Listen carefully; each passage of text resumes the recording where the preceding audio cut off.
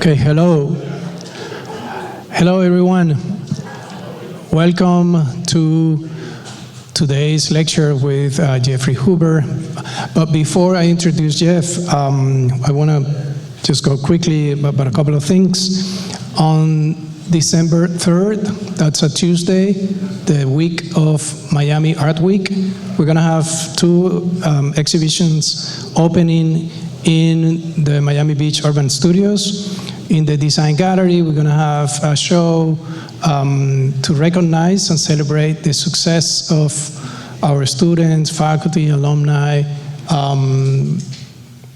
everybody who had participated in this year's AIA Florida and AIA Miami Awards, and who had received scholarships, grants.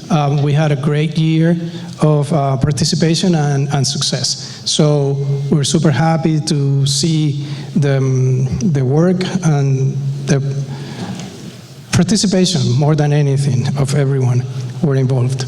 The same day, in the Washington Gallery downstairs, we're going to open an exhibition called A Fascination with Forms, which compiles the work of Jesus and Ana Tenreiro, Latin American architects. And as this show is looking more towards the future, this show looks more towards the past, because this works from 1963 to 1994.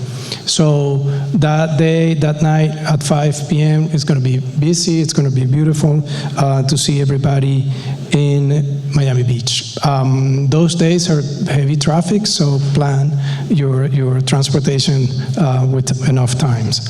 And also today, I just want to quickly announce that in the summer, we're going to have two programs, or students going to two different places. One is Bauhaus, Berlin, Copenhagen, Architecture and Practice with Professor Jason Chandler.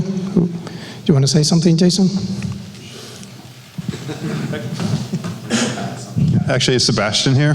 Sebastian, okay. Yeah, so just quickly before Sebastian talks, this is the Bauhaus. We're going to be visiting Berlin and Copenhagen. And you can see the subtitle, Architecture and Practice. So we actually already have scheduled a series of office visits. So to kind of reflect that these are living cities and we're not just looking at buildings that have been built, we're going to visit a series of very important offices in Berlin and in Copenhagen. I think the most celebrated one is the big office, which is this extraordinary collaborative workspace, which is actually a pretty fantastic piece of work of architecture in itself. So without that, I'll have Sebastian talk about Berlin. Yeah. So last summer, I went on the study abroad program with Professor Goldenberg and Thomas Spiegelhalter. And we went to Berlin and Amsterdam. And I got to say, that was my first time being in Europe, and that was one of the most eye-opening experiences. Going to MVRDV, J. Meyer H, I believe that we saw as well, they were able to give us presentations that showed you how these people work in somewhere that isn't America, especially the work ethic in Berlin and Europe, much, much better than here. I would really recommend that everyone goes to at least try to visit the program. Thank you so much. Thanks. Okay. And I'll just have a few sign-up sheets. If you're interested, just give us your name and email, and we'll contact you. All right. And I want to invite Alfredo and Eric Goldenberg, who are also leading this year's Japan trips. Yeah, so the Japan program is going to be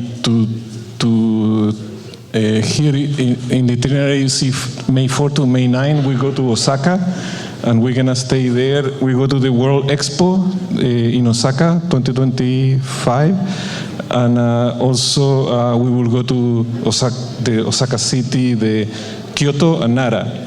And then from May 9 to the 13th, we go to Tokyo, Yokohama, Kanagawa. The program fee for both programs is $500. So one thing that you need to be, and that covers all the hotels. So it's like around $100 a day. So it's like $1,300 so the school pays, you pay the fee, $500, it covers only around 30% of the cost to be there. What doesn't cover is the airfare and the local transportation in both programs. Maybe I have Max.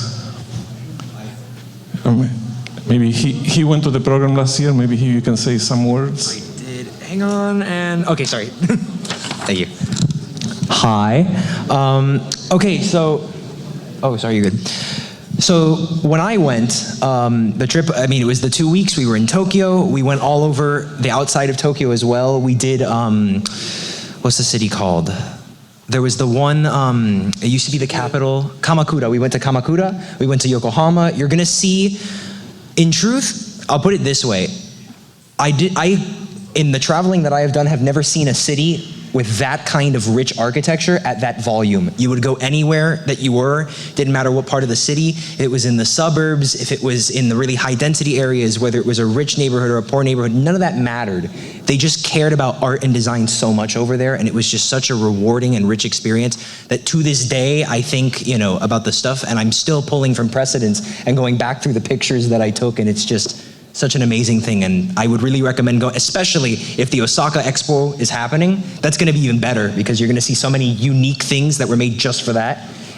You can't understate how wonderful it's going to be. So there is a website there, fiujapan.tumblr.com, where all the information is in there. And for both programs, one of the things that you need to, the way that you really register is that there is going to be an email probably from Henry to everyone that when the program is approved in study abroad, you're going to have to register on study abroad. And there is a limited number on both programs. And the first ones that pay the fee are the ones that get registered. And so some people, there's usually first a pre-registration, then you pay the fee, and then some people have holds on their accounts, and so their payment doesn't go through. And so there are all these kind of nuisances that needs to be developed, and so there will be that will be kind of like the way to move forward. It's very competitive. Last year there was a lot of people that were not able to go because we cannot allow the program to be that big. Okay, thanks.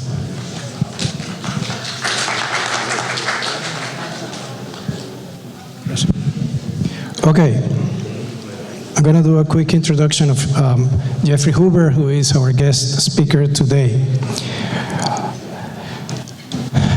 Jeff is the principal and manages the South Florida office of Brooks and Scarpa, which is an LA, California-based architecture firm. Jeff is also a professor of the School of Architecture at Florida Atlantic University, FAU. He holds a master's of landscape architecture from FIU, and we're very proud to call Jeff an alumni of these programs.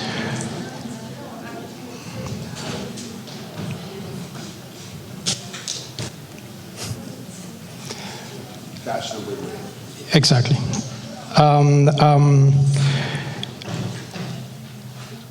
So part of the work that Jeff is specialized is in public spaces, projects that combine ecological, landscape, urban, and architectural design, and we will see some of his examples. He has advanced sustainability initiatives in soft cities, agriculture, urbanism, green school design, missing middle housing, transit-oriented development, low-impact development, green infrastructure, and adaptation, transformation, design methodologies to address emerging and future climate disruptions. He's also the author of Salty Urbanism, that is a recently published book that we're going to see some today. Jeff research, teaching, and professional work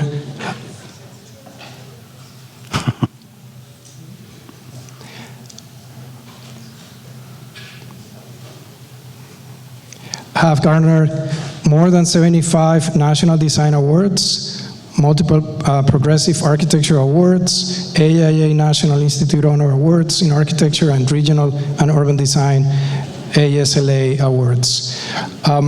Jeff is also a fellow of the American Institute of Architects, and he's a good friend of this school. The landscape architecture faculty who are here were his professors, and we're all very happy and proud to welcome Jeff to this stage.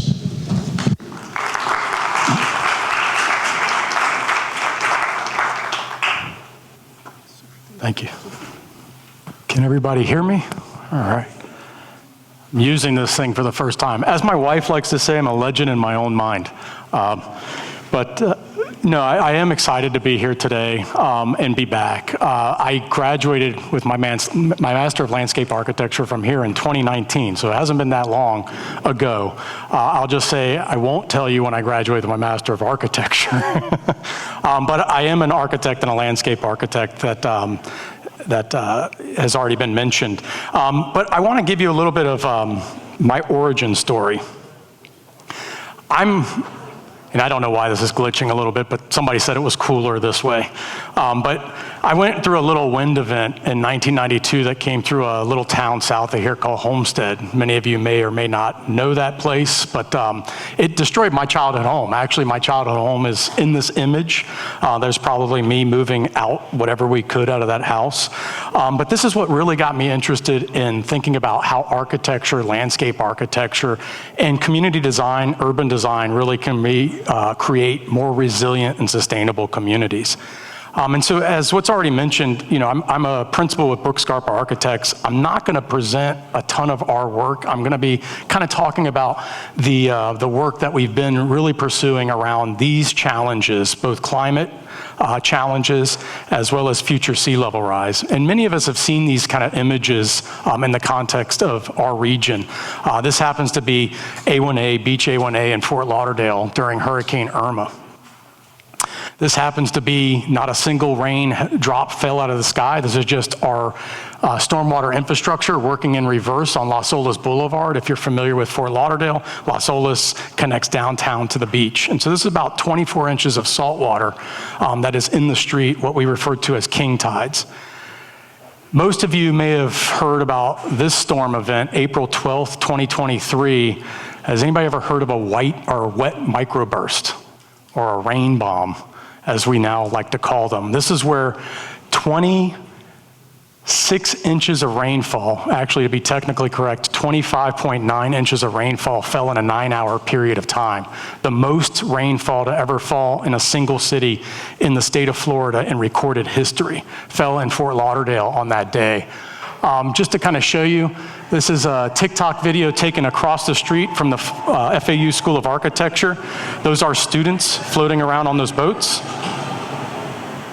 You get the picture. But that was interesting is the people at Moxie's bar were taking images and videos of the students and then paid them $100 to taxi them to their cars in those boats. Those boats were built by students 10 years ago. And it's kind of interesting that the students, the only way they could get out of the school was on these vehicles or on these flotation devices that were built by previous students 10 years earlier. It's kind of like when you guys are walking on water, you probably have to, we could use some of those shoes at FAU School of Architecture. But this is just another image. I mean, if you remember this event, it shut down our airport for 3 days.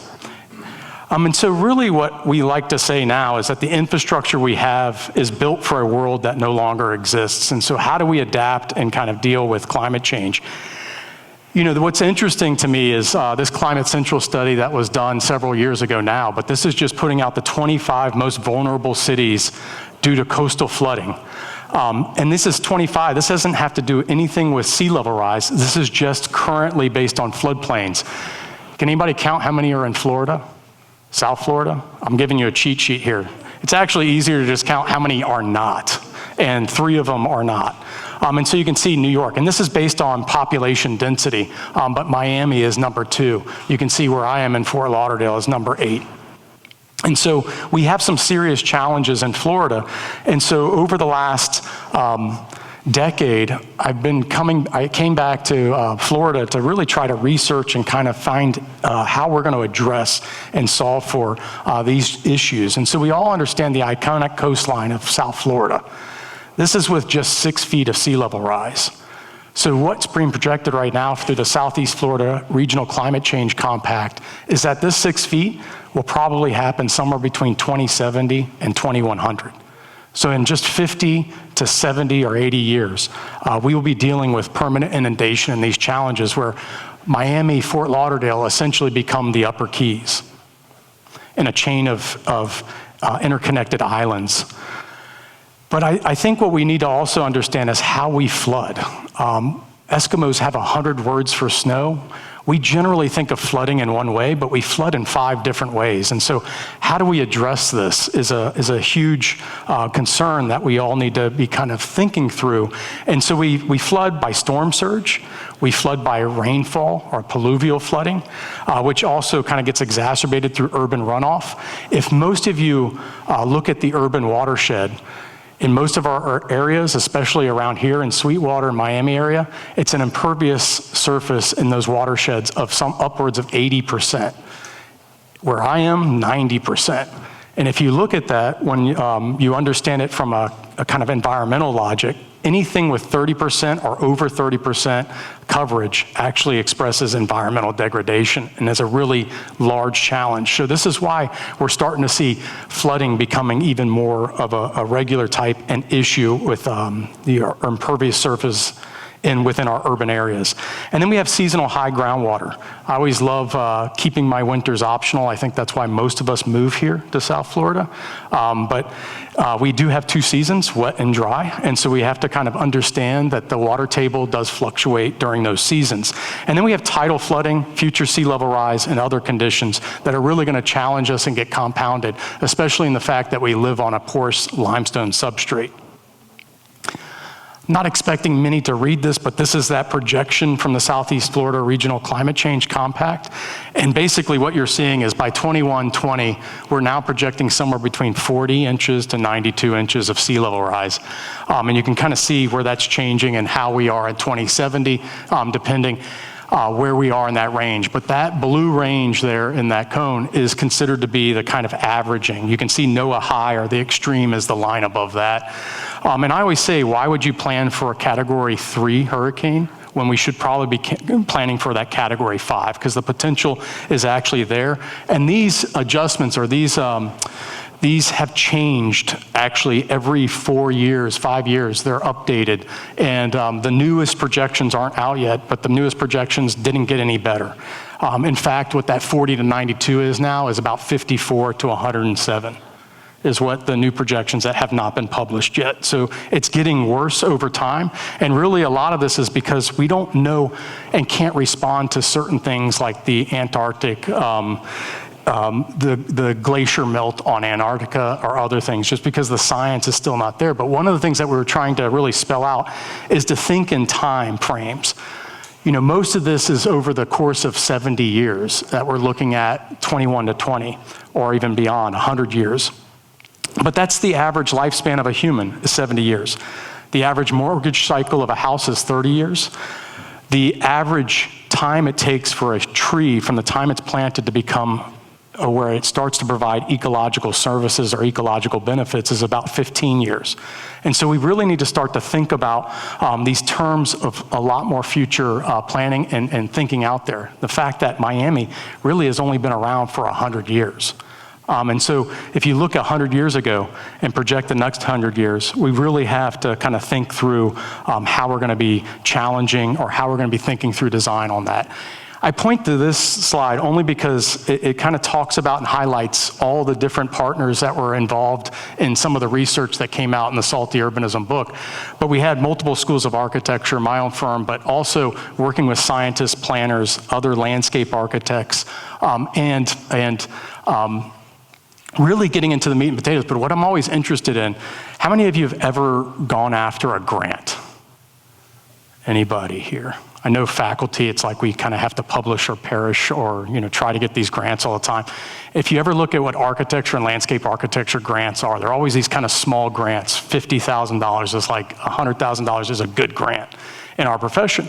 But what I think is interesting is we as landscape architects and architects, urban designers, need to start looking in a much broader way of thinking around science and other areas where we can look at grants. And so this research was really funded through 2 National Oceanic and Atmospheric Administration grants called sea grants, which in this case is a lot more money than what we would typically get in architecture and landscape architecture planning and urban design. But it was also funded by the National Endowment for the Arts, Our Town grant initiative. So what's interesting to me about our professions is that we can link both art, science, with these kind of different issues of galvanizing around these kind of grant research criteria. And so this work's been published, it's gotten out there, we've really worked through it and ultimately consolidated into this one book called Salty Urbanism, but it was actually, it's its pedestrian term, the real term for this research was ADAPT, and we all like our acronyms, but ADAPT stood for Adaptation, Design, and Planning Tool. And so that's really where we were trying to leverage how do we look at the bevy of issues and finding design thinking solutions to create a menu and a framework that will allow us to think forward on how we're going to adapt to future sea level rise and flooding in our region. And how many of you have ever heard of the book Win-Win Ecology by Michael Rosenweg? In that book, he really talks about an interesting challenge. He talks about, do ecological or natural systems need to be adversaries to our built environment? And so what we were really interested in was how do we begin to combine ecosystem services, those services around 4 essential things that ecosystems do for us. They provide temperature regulation, they provide food, they provide habitat, but they also provide flood management. And then how do we create those ecosystem services and couple those with urban services, police, fire, sewer, water, other infrastructure, as well as social infrastructure, community centers, parks, streets, everything that we kind of begin to take for granted. And how do we begin to couple these things together? And so we looked at it through a multitude of different ones, but the first was kind of understanding through a forensic ecology, the historic plant communities, also understanding the soil profiles, and then beginning to kind of combine that and look through hydrology, geology, and ecology. This just happens to be the barrier island, but we looked at it through multiple other lenses. And so some of the landscape architecture students in the room will probably recognize some of these types of drawings that you've had to produce and kind of think through. And so what we're trying to do is create this as the kind of DNA for how we move and think about the next stages of frameworks, specifically around infrastructure. And I'm always kind of interested in how do we explain this visually. And I know this is a little hard to read this slide, but what this slide is intended to show is how many of you are familiar with the periodic table of elements? You know, and you all learned it in high school. This is all the infrastructure that deals with both fresh and saltwater infrastructure around low impact development or nature-based or even gray and green infrastructure solutions. And so the green is at the top of this diagram down to gray at the bottom, and then from fresh to saltwater left to right. And so we just kind of organized it in a way that made it more efficient for us as designers to really begin to think about and plan for these types of infrastructure elements. And so from that periodic table of elements, you can kind of get to these other pages that lead you into, in this particular one, a stem wall stair planter that integrates living shoreline with some of these gray infrastructure and looking at elements that are below the water line and those that are above. But we also began to look at architecture and just how do we look at a flood adaptive menu of architecture that looks from all the way on the left-hand side, flood proofing buildings that we really do well, and everything in between, all the way to abandonment on the far right. And these are some big challenges that we're going to have to really think through, because the abandonment really starts to get into material considerations and issues where we actually saw some of these kind of issues that are starting to manifest themselves in our built environment today. Champlain South and Surfside being one of those. That this building, what's coming out as the data now, is that over 40 years or 50 years that this building went through these cycles of ebb and flow of saltwater intrusion, of freshwater table moving up and down and exposing the steel reinforcing rebar inside of this that ultimately led to the pulling down of the building and collapse of the pool deck itself. And so as we were developing and thinking through this, we went to, we started to look at and received a project in Miami Beach, working with the Housing Authority of the city of Miami Beach to develop 139 units of senior affordable housing. And so if anybody's familiar with North Beach, we're working in Normandy Isle and Normandy Shores, and there's 3 different sites where the red dots are kind of indicated. And we're currently kind of working through this, but we were always interested, and this is kind of going off of the resiliency and sustainability topic, but as growing up here, I was always interested in these photographs from Andy Sweet, if anybody ever saw these photos, and they always showed the kind of elderly population. This is how I remember Miami Beach. It wasn't with all the clubs and everything else. This was, where his photographs kind of captured this kind of retirement community. So it inspired us with this kind of Art Deco and this aspect to think about how are we going to design these new elderly affordable housing units in the city of Miami Beach that both expressed an architectural quality but also became flood adaptive and heat resilient.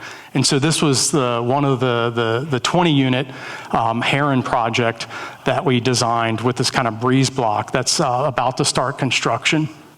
But we were really kind of considering how does it begin to adapt to this future sea level rise and condition. And so this is just a cut section through the building where we integrated all the studios, and these are single occupant studio units that are about 300 to 350 square feet for elderly, and they're at about $300 a month rent. How many of you have $300 a month rent? I wish, when I turn 55, this is where I'm moving, by the way.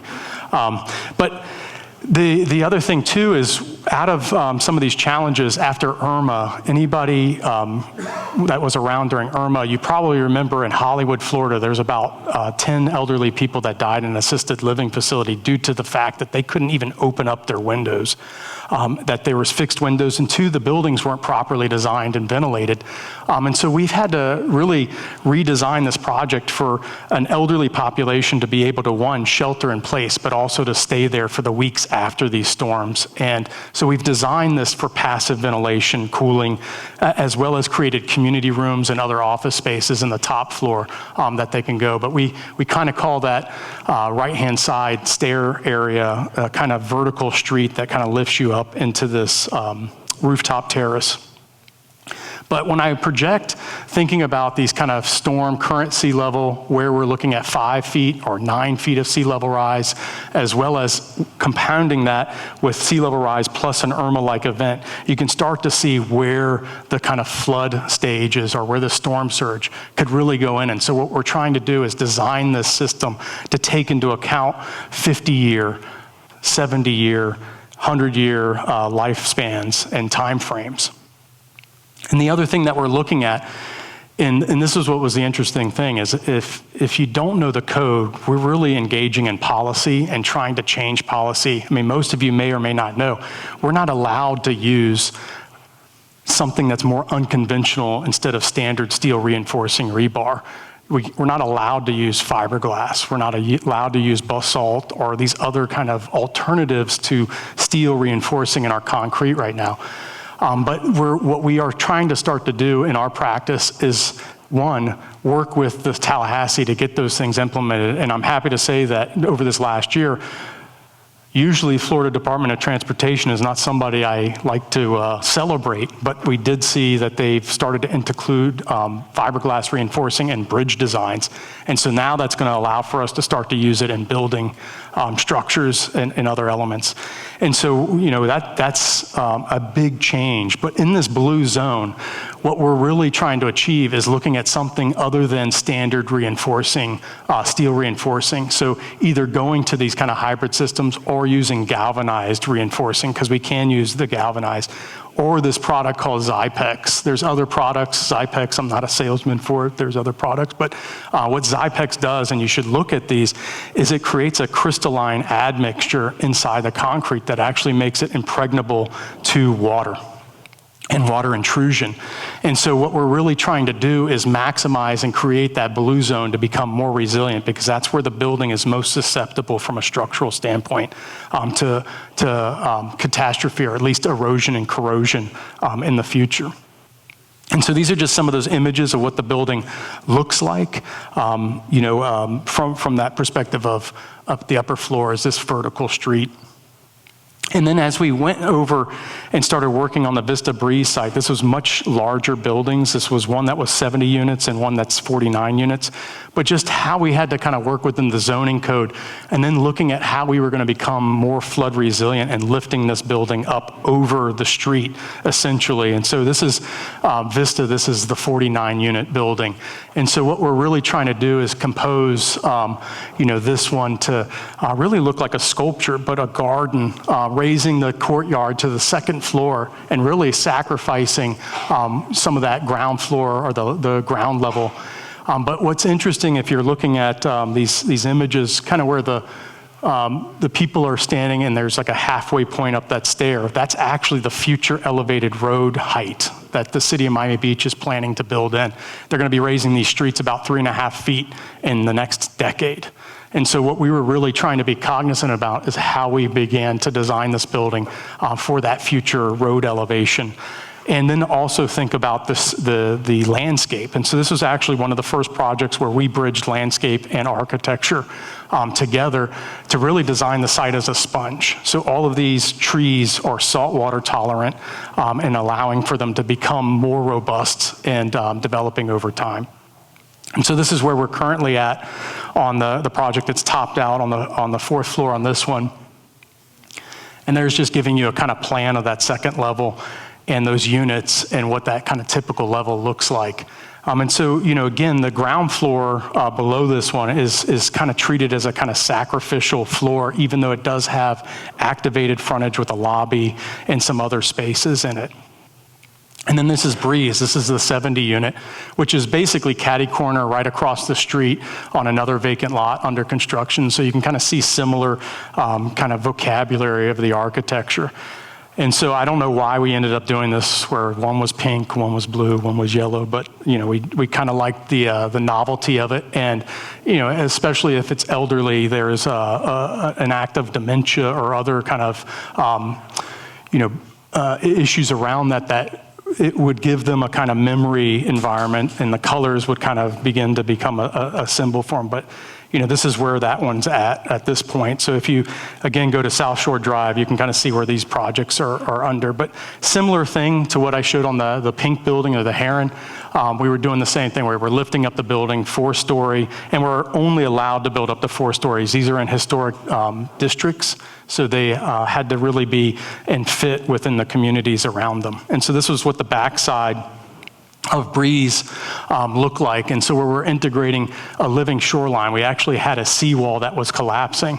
And so we wanted to integrate some of the mangroves that were already around that collapsing seawall, integrating that in with the new seawall, where we were able to kind of change our permitting time from what could have been 2 years down to about 3 months.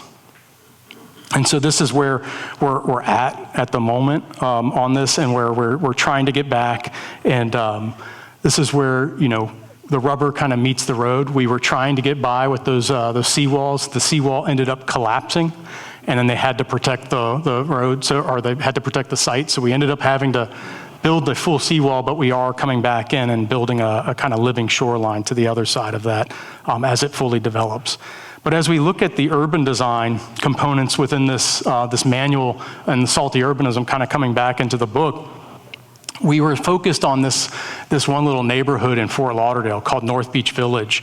And this was the neighborhood if we projected that 6 feet of sea level rise over it. And so you could see the whole western half of the community was completely inundated with permanent flooding, as shown in this blue here. And so we went and worked with the community and kind of applying a lot of the framework and the kind of menu of design options and ideas to develop 3 different scenarios. This happens to be the first scenario where we looked at what we called the soft defense, or the green jacket, which integrated a living shoreline in the first 300 feet of the shoreline edge.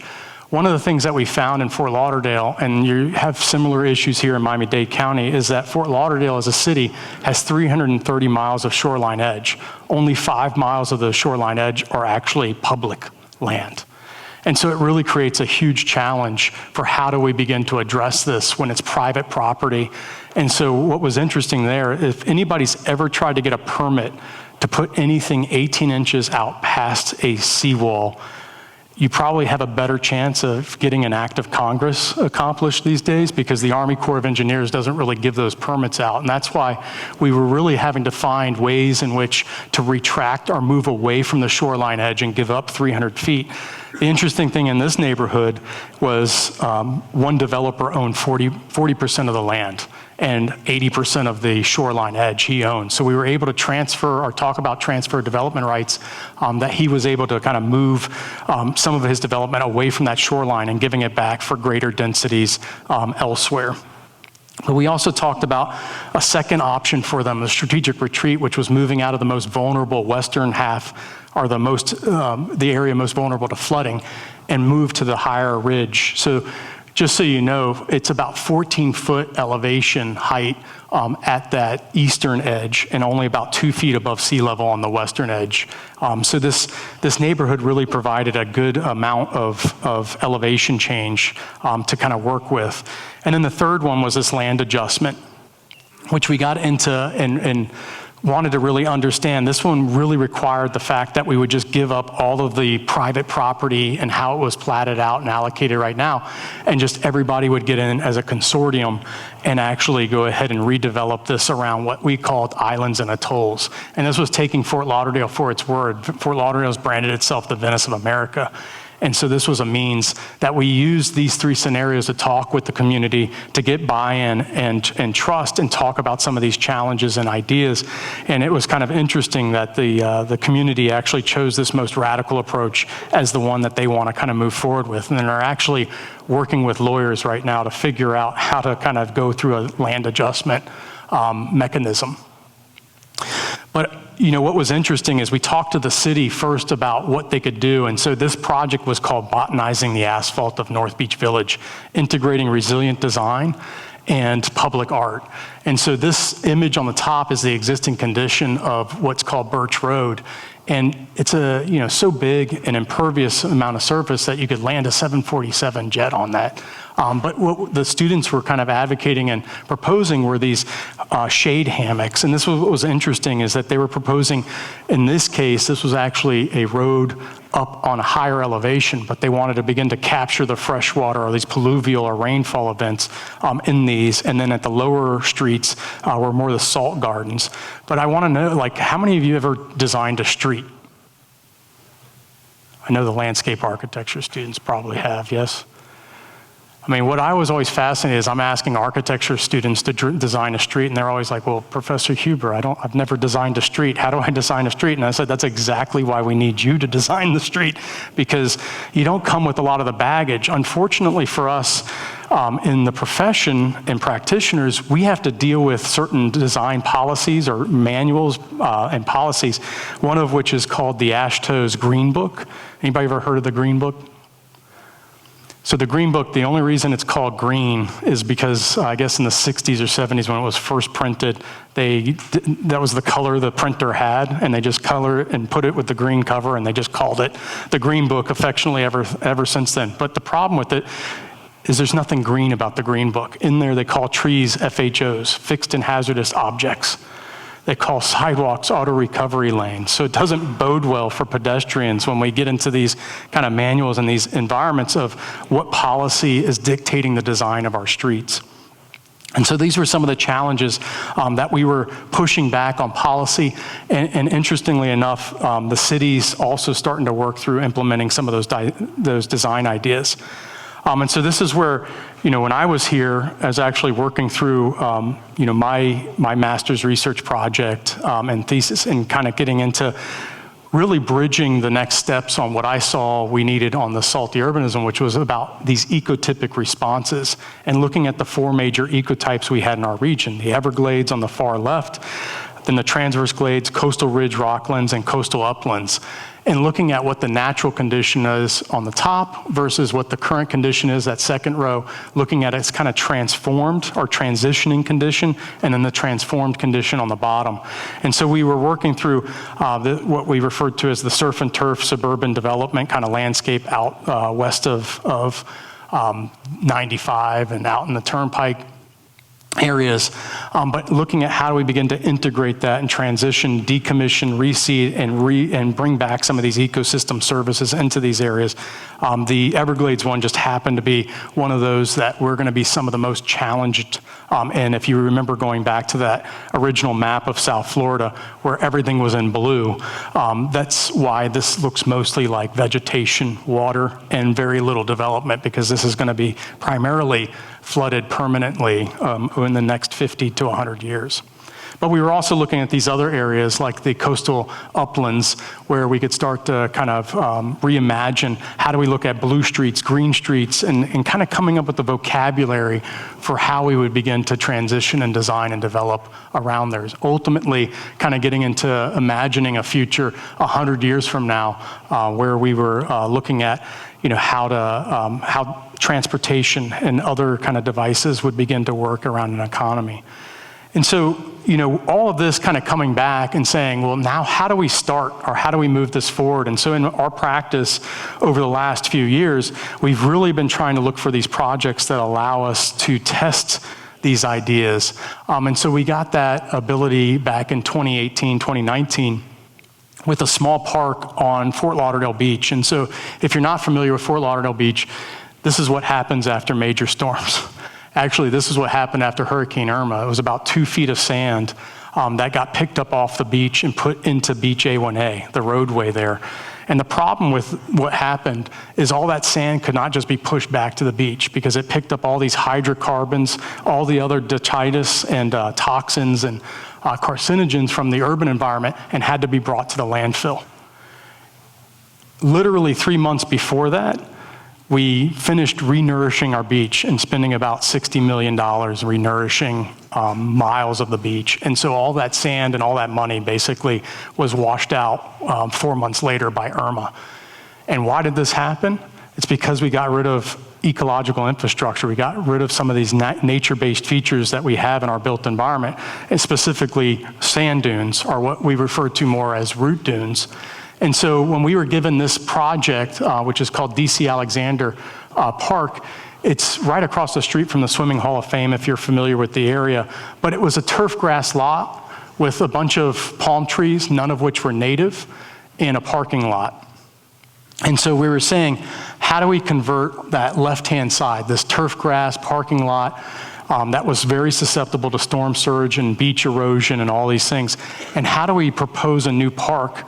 The city asked us for 2 things. They wanted an Instagram moment, was number 1, and then they wanted a resilient park. That was number 2. We thought they had their priorities flipped, but they really wanted an Instagram moment. So we had to kind of think through this, but you can see what we were trying to do was reintegrate both restoring these upland coastal habitats as well as some of the sand dunes and root dunes, and then getting a play. The one requirement we had was for a playground, and then the other requirement was for an overlook. And so these were all this kind of ability to create a balance between these ecosystem and urban services, where they wanted the street to be a festival street to the north side there where it says biomounds and overlook, kind of in this area was a festival street and a plaza.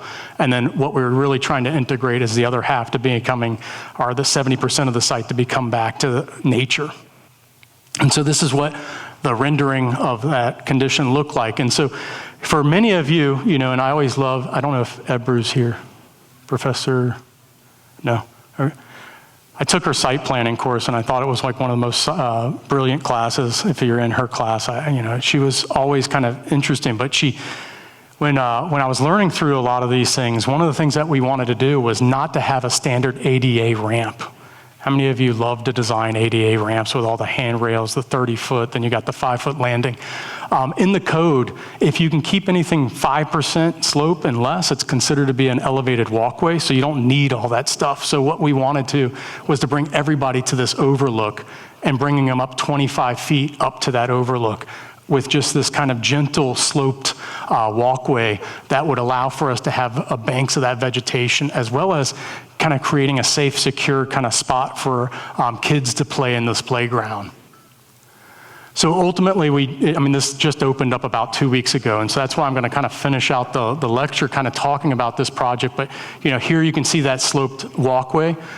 This is where, again, in theory and practice. We have a lot of folks, when you have inspectors that come out, they think they can interpret the code in certain ways. I hate to always kind of point out the bad things, but we ended up having to put a rail, safety rail there, but we shouldn't have had to. I'm curious if anybody goes there, tell me if you feel unprotected. But anyways, you can see the kind of playscape, which is all kind of rubberized material where we're integrating shade trees and some of these other elements, but you can kind of see that habitat of this hardwood hammock being integrated, and then some of those root dunes and elements as we kind of looked out. And it was an interesting project. We also kind of have this amphitheater that allows people to kind of look out over this kind of festival street that will end up having food trucks and other events as the property to the north eventually gets redeveloped. And so this was, from the rendered view before the pandemic. This was the view after the pandemic, but the built condition, one of the things that you'll notice is we actually had columns. This was one of our value engineering of the project, where we ended up saving about $1 million by putting those columns there rather than having it cantilever like we originally wanted. But we had to cut. Anybody knows what happened during the pandemic, things went up about 30% in cost to 40%. So there's certain things that you're rendering to your built condition you usually have to kind of work with, but we didn't want to sacrifice anything else. But what we sacrificed was the stuff below the ground that you're never going to see. And then that we ended up with the 2 columns. But I wanted to kind of talk about it because this was a really interesting and challenging project where we were really interested in having this kind of curving kind of form, and everything is double curvature. There's not a single straight line in this project, unfortunately, and that really becomes a challenge for how do you begin to think about building that, especially building it with a contractor that's up for it, but also doesn't necessarily have the expertise around that. And so one of the first things that we did was we found a fabricator that we wanted to work with. This happens to be the shade canopy that's all built out of metal, steel and aluminum, which I'll show some images here. But we also purchased a drone. Got into, anybody likes flying drones here?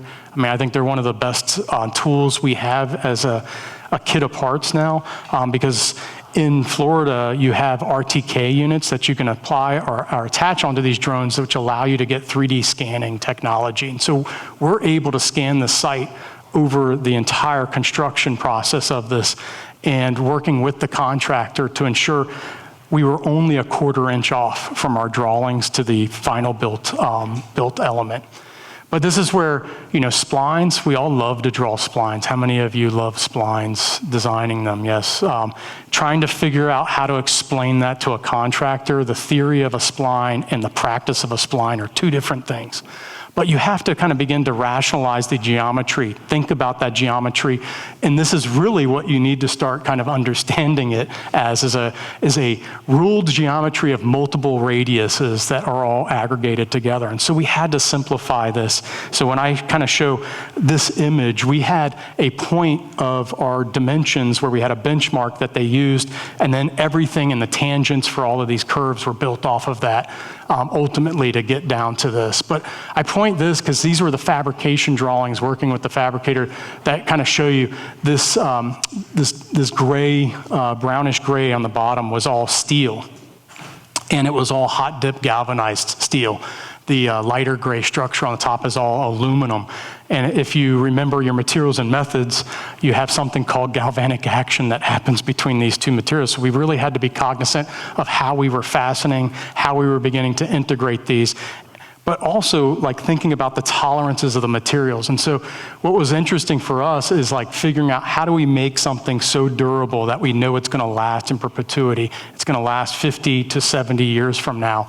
But also understanding the tolerances of an I-beam or a W shape or a W flange, and how that, how much curvature you can actually put into that. And so we had to really work to kind of regularize these geometries to kind of get into this, and also how to begin to cut weight down.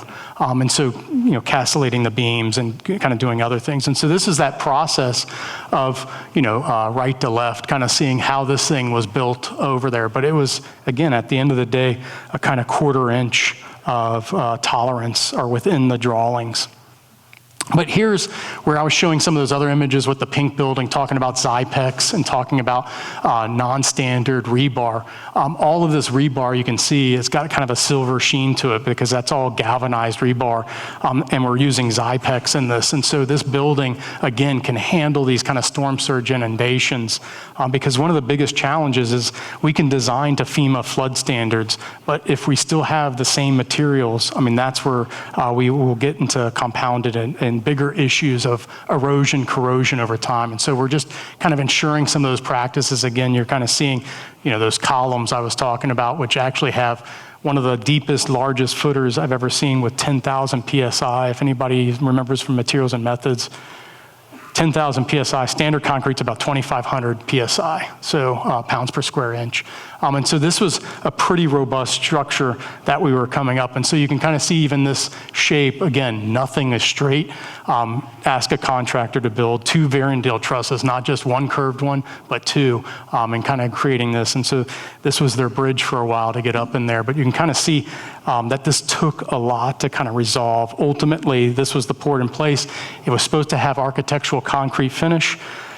I still have not found a good concrete contractor in South Florida. If anybody knows one, please tell me, because we ended up having to stucco the building. But nonetheless, it still ended up okay.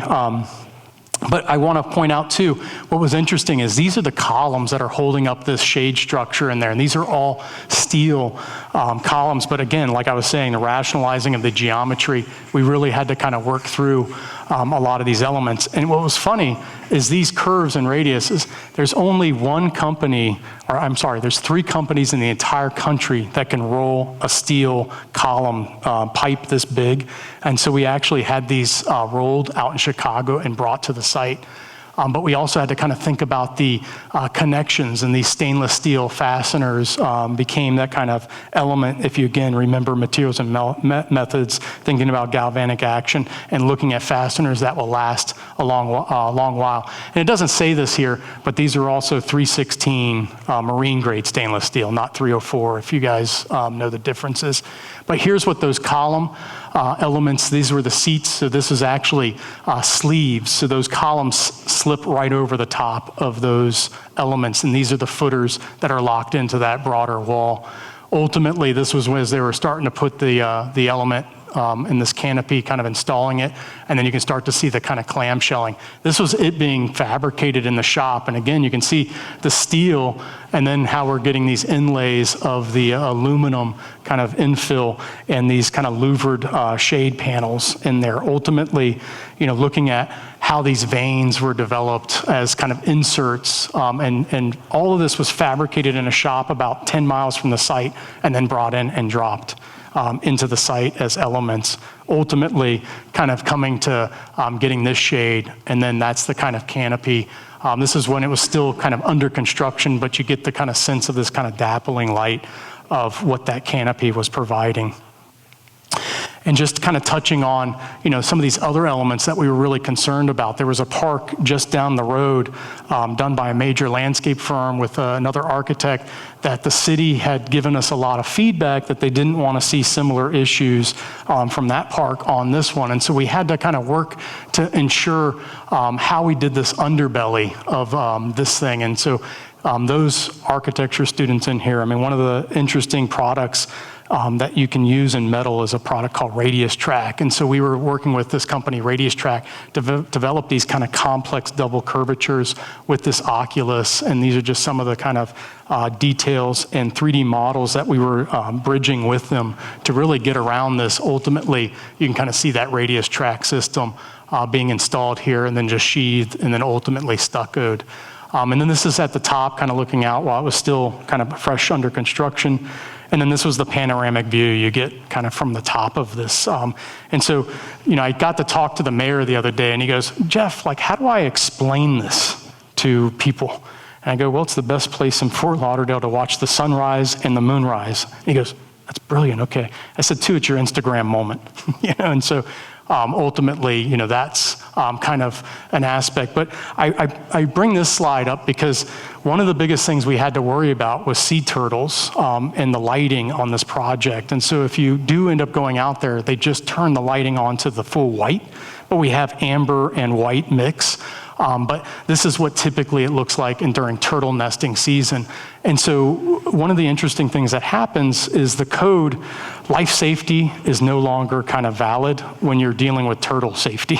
And so since we had such low light levels, we actually put glow-in-the-dark aggregates into the sidewalks and allowed for that to be kind of a system to kind of work through. So this was a photograph of those aggregates kind of at night. And so those go up that, you can't really see them that well there, but if you go out there at night, you can kind of get into that. And one of the best parts of this is, when your friends send you photographs of their kids kind of having fun at the park and kind of playing with that. And so that's kind of the best part of this aspect. And so I put all this in to kind of say that, supply creates its own demand. I think as architects, as landscape architects, as urban designers, as planners, we really need to think about ourselves in the same way economists think about the economy, both supply side and demand side.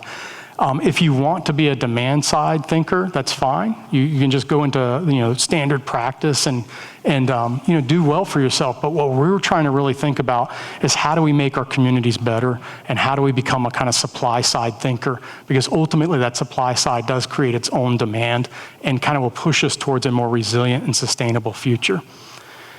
So without further ado, thank you.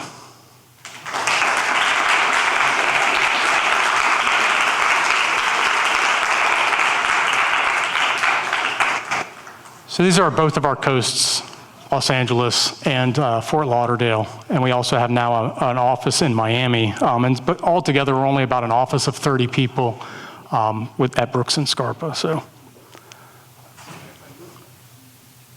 oh yeah, you do have some. Yes, we don't discriminate.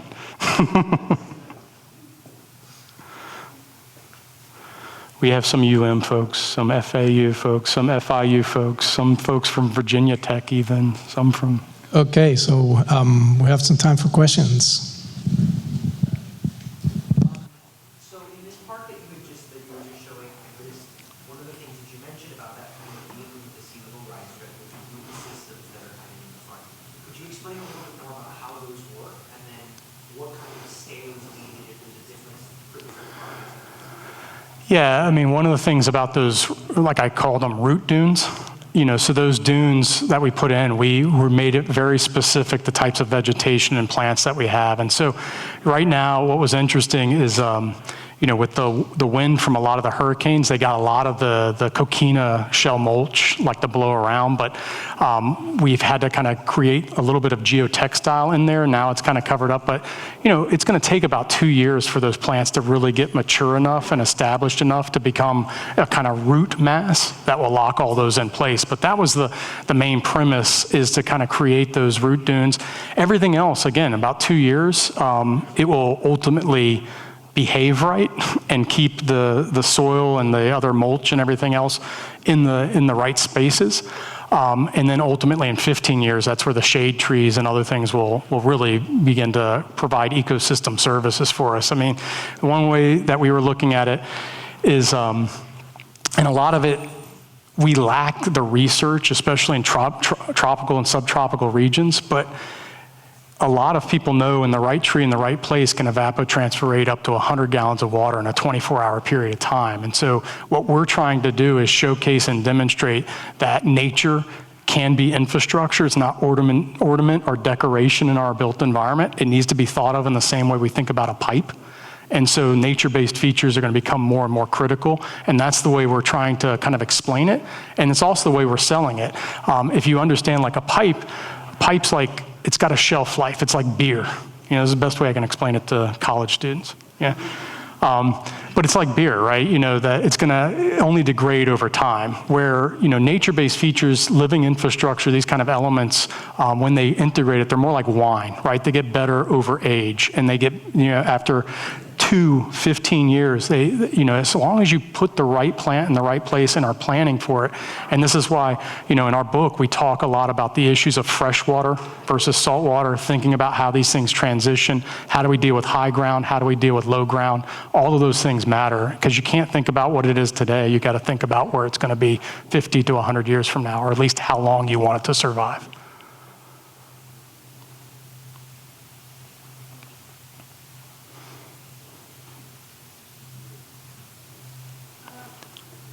In the buildings, for example, the ones you've designed for elderly people, what's the best you can do or that codes allow you to do with mitigating all the runoff that will fall on that piece of property? Did you incorporate, or is it somehow not really so possible given codes? So it's a huge challenge, especially in an urban context, to deal with the amount of stormwater. We do have exfiltration trenches in there, but what we're doing is we're treating all that water before it goes in and filters to those exfiltration. We're not allowing for any of that water to basically leave the site for a 25-year storm event or under. How do you, so the water that falls on it will not go into the runoff? Up to a for 24 hours, we have to hold that water on site, up to a 25-year storm event. And so we're doing it through basically the outside edges are swales. They're bioswales. So they are kind of a sponge around the edges, but we're also building it up, because one of the things I didn't talk about in that project is we went after what's called CLOMR, Conditional Letter of Map Revision, and pulling our projects out of the floodplain, because the developer of it could not afford the $1 million a year in flood insurance. And by doing the CLOMR and getting this lag or this lowest adjacent grade kind of issue that we had to work with, and that was the kind of complexity there. And again, I would encourage, especially, I would say in April is where we'll start getting the landscape installed in there, and you're going to see this kind of balance between where we had to lift up the ground and where we can get some of these bioswales in and kind of dealing with that stormwater management. But that CLOMR allowed for us to go from $1 million a year annually for the flood insurance to only $100,000 a year. And that's why, them saving $900,000 a year allowed for us to kind of spend money elsewhere and kind of maximize things, and even to maintain the landscape. And this was one of the things that we were able to sell them, is that we can do a much better landscape now that looks at it as infrastructure, and it's not maintenance, but it's management. And I think that's a huge difference that we need to start kind of thinking about. These aren't mow and blow landscapes. These are actually ones that an ecologist should probably come in and help manage and kind of integrate our, and that's where we were, by saving the money in the flood insurance, that's why I'm mentioning it, we're able to kind of pay for that infrastructure in perpetuity to be maintained and protected. I don't know if you're aware, but Copenhagen, apparently some 10 years ago, had this ginormous flood, and forward-thinking folks in the municipality said, okay, we're passing this new law. Every property has to take care of 100% of the rain that falls on it, of its runoff. Right. This is not a city problem, this is a individual's property problem, and they can collect it to Right. consume for the building's water uses, or they have to store it, or they have to do something with it. And since you're so interested in going up to Tallahassee and changing things, like, have you pursued any of these? Well, the problem is it's going to be the flip side, the water coming in also from the ocean, Right, that's, you said 5 ways, so this is Right. one, but. And that becomes the challenge, and that's why even the way that seawall heights are set is to both allow for drainage off the land, but also to prevent flooding from the water coming into, vice versa. And so, it's a big challenge. The problem is, and this is what I'm kind of getting more and more interested in, is working with the civil engineers that are willing to kind of think outside the box and kind of testing different things and finding these communities. In Miami Beach, interestingly enough, is one of those communities that's willing to, find novel ways to potentially, seek an alternative path. But still, at the end of the day, we have Florida statutes that we have to meet in those mandates. All we're trying to do is be above the minimum. And so when I'm talking about like the trees that we're placing in, I can't tell you how many times working with our civil engineer, which is a respected, and I'm not going to mention their name, respected civil engineer. They have ecology in their mindset, but they didn't want to put trees in our bioswales just because the trees would then diminish the capacity for holding stormwater, from a volumetric standpoint. And so we really had to kind of work with them to kind of leverage and think around what we wanted to do. And the interesting thing in Miami Beach too is they require a lot of urban forestry under their code, which sometimes on sites that are very tight like this really do create a fine balance, between what we're trying to do from stormwater perspective and then the urban forestry perspective. And so that's why immediately we wanted to try to link those things.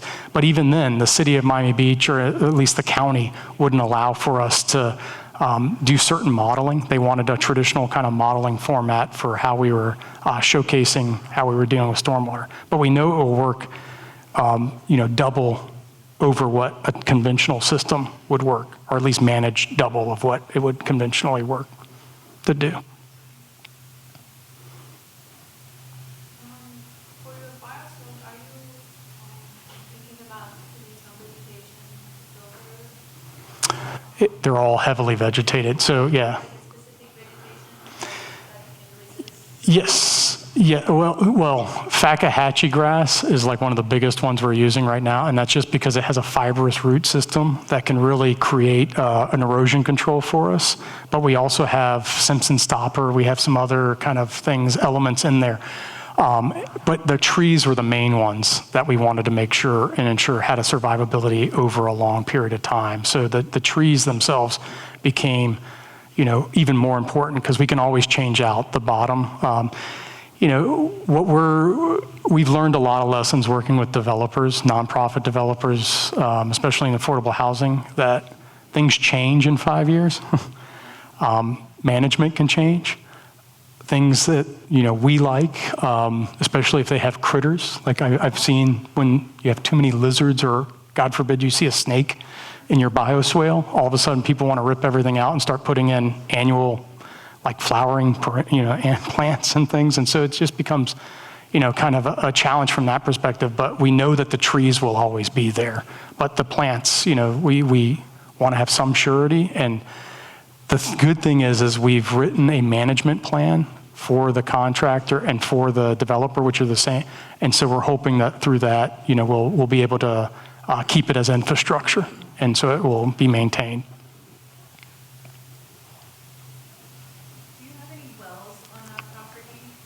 Yeah, there are exfiltration trenches, yes. outside of the exfiltration trenches, do you have any deep wells?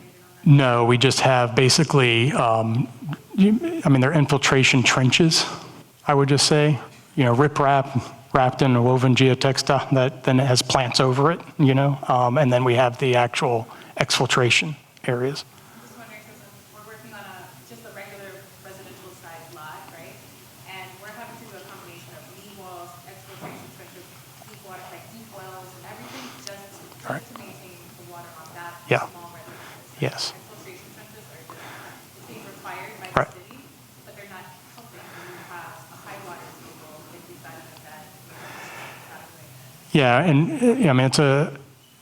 we had the same issue, and in fact, we weren't even required to put parking in those projects that I'm showing because they're elderly affordable housing, which in the city of Miami Beach makes them excluded. However, the neighborhood did not want a project without parking. And as we were working with the city, we wanted it to be something like the Perez Art Museum's underside, and kind of, where we could have some components that were hardscape, but a lot of it to be more of a permeable paving. And we ran into a lot of challenges around trying to do those things. And so, we did the best, with what we could underneath there. But at the end of the day, we did not want any of that parking. And so, we still have that perimeter of landscape. We're still putting planters in other areas. But yeah, it's a big challenge in urban areas. That's one of the biggest reasons why we're trying to test out these kind of alternative solutions, in that, it doesn't have to be a kind of rubber stamp approach to each site. Every site is somewhat idiosyncratic, which makes it, even more challenging sometimes.